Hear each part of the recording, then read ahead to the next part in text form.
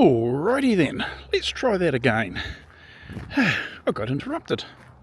I've just been inside recuperating from the effort that I had today of trimming the side of the vegetation down the driveway, and that was done in anticipation of a courier coming to give him a wee bit more clear run up the driveway, who has just been here.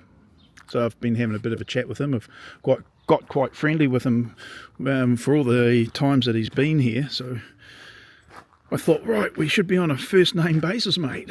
So yeah, he's just dropped something off, another little addition to the workshop, which is, well, a good thing.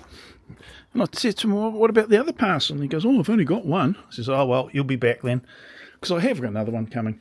So we're going to be talking about the parallel arm in relationship to what I'm doing there.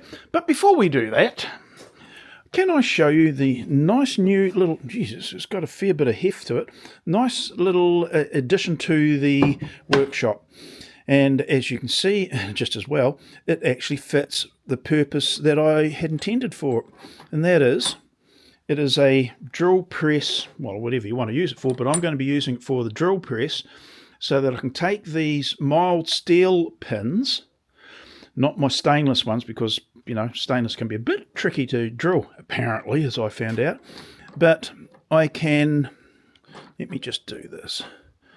Oh, jeez. Doing it with two hands would be easier.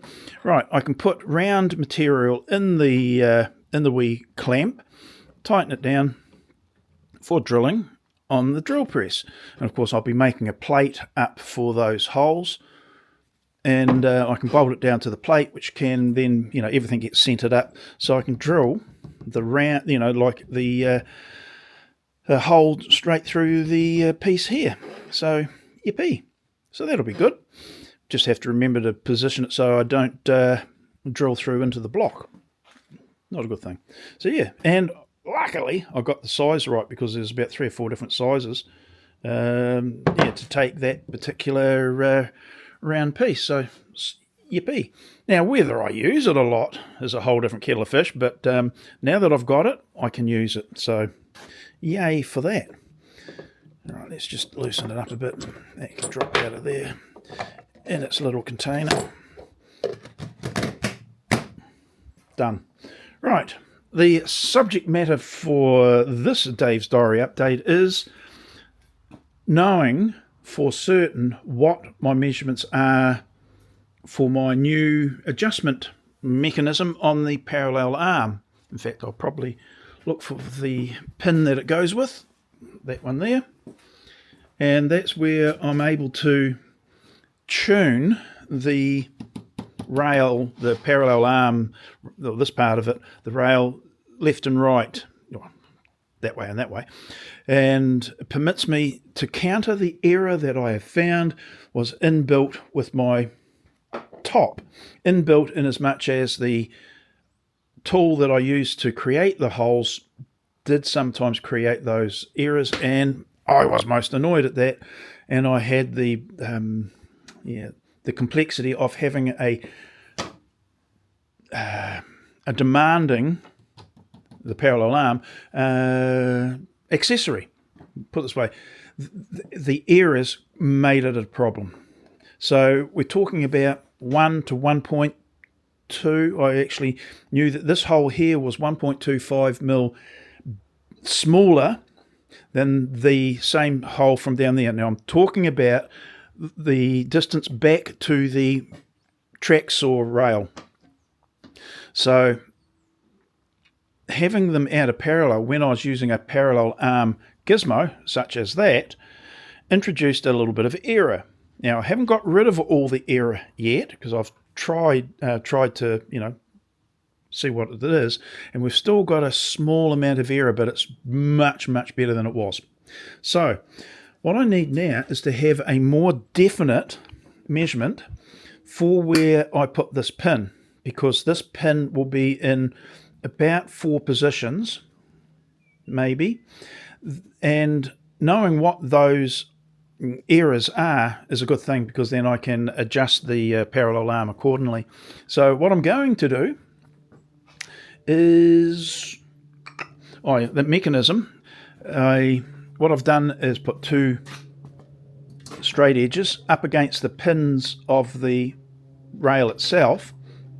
I've got a bit of melamine here, and of course, as you can see, just by using eyes, it's possible to see another straight edge here.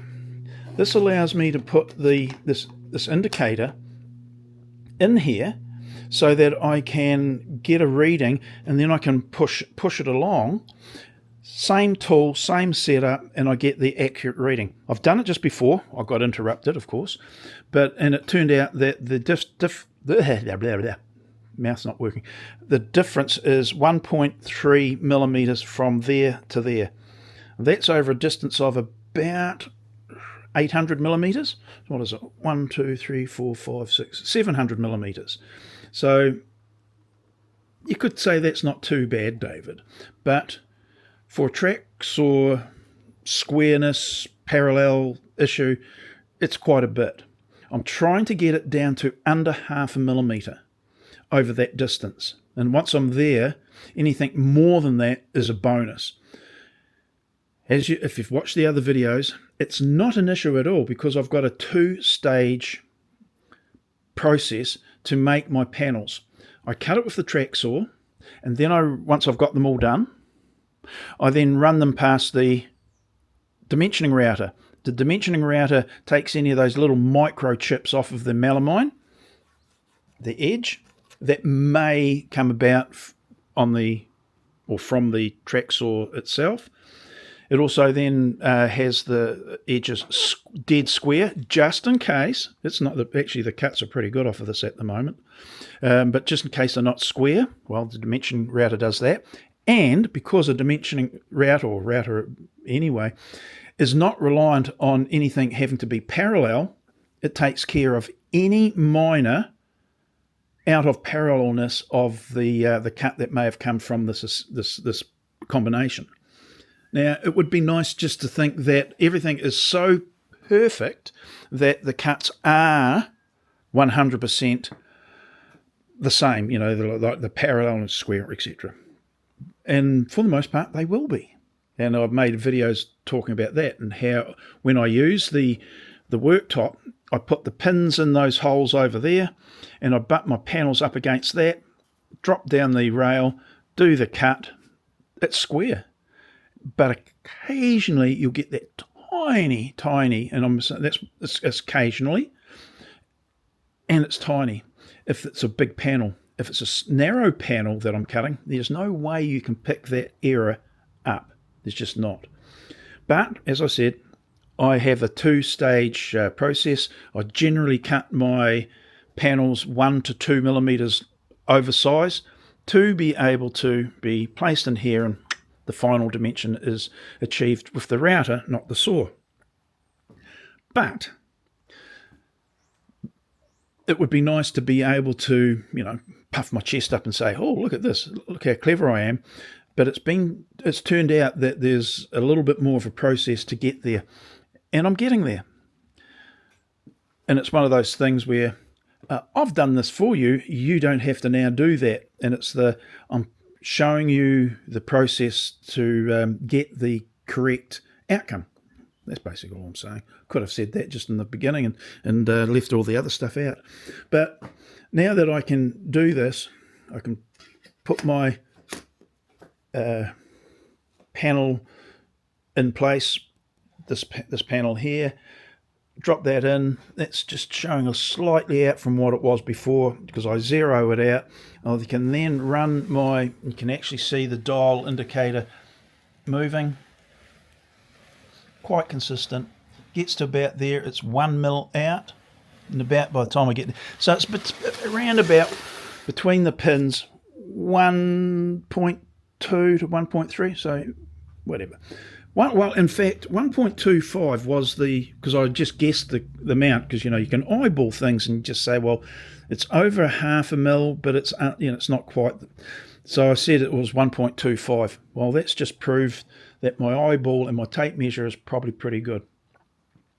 I'll do that for the different holes. There's only 4 holes there that really matter, because the way it's configured at the moment,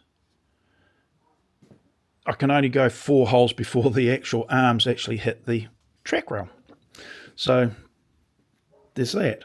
I will put a pad out here at some stage to put the parallel arm a little bit further out, but for the most part, this is probably the configuration that it will be used in. So yeah.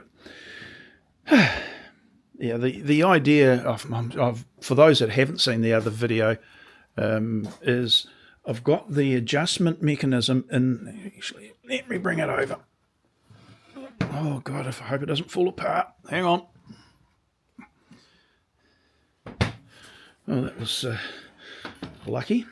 But I've got the adjustment in that I've got 2 grub screws. They've got ball bearings on the end, and this drops into the hole. The ball bearing grub screws push up against the flats of the that it's a rod coupler, or it's a long nut, and I can adjust these to get the correct measurement for the rail, and at that point I can then check for parallel, etc., and make any adjustments should it be necessary. In this configuration, there's only 2 positions it will be in. You'll bear with me. In this position at 90 degrees, or pushed that way, rather than the third position being this side. So yes, it's a lot of different positions, depending upon the angle, but that's important, because what I've noticed, and this is why I'm trying to work out the issues with the geometry of this, I can get it parallel at 90 degrees. I can get it fairly close to parallel when it's all folded up or swung around. But if I swing it back in the opposite direction, they can be different. So there's obviously something in the geometry creating that tiny alteration, and it is all to do with the cosine factor, that when you go from 90 degrees and you start arcing down close to parallel, the error almost becomes a exponentially, like infinitely great. So just a few degrees out from parallel, still pretty good. Then it gets more and more and more and more. Well, it's exponential, and by its nature and name, the figures really ramp up. So even having said that, it's still not much out. It's still well within tolerances that will eradicate. So if you attempt to build one, make sure you get all of your measurements as exact as you can, and then allow for the fact that you might have a problem, when you close it right down. The solution for that is move your unit back and have a packer piece on this side, so that you keep within a small range of movement to 90 degrees. Now that shouldn't have to be necessary if everything was right, but I'm just saying that if you don't get it quite right, there are ways around it. So, and that's kind of what I've done. I'll occasionally put one of these straight edges in here just to make that difference, rather than moving this, because at the moment, the way I've got the things configured, it's at 100mm increments where the pins are.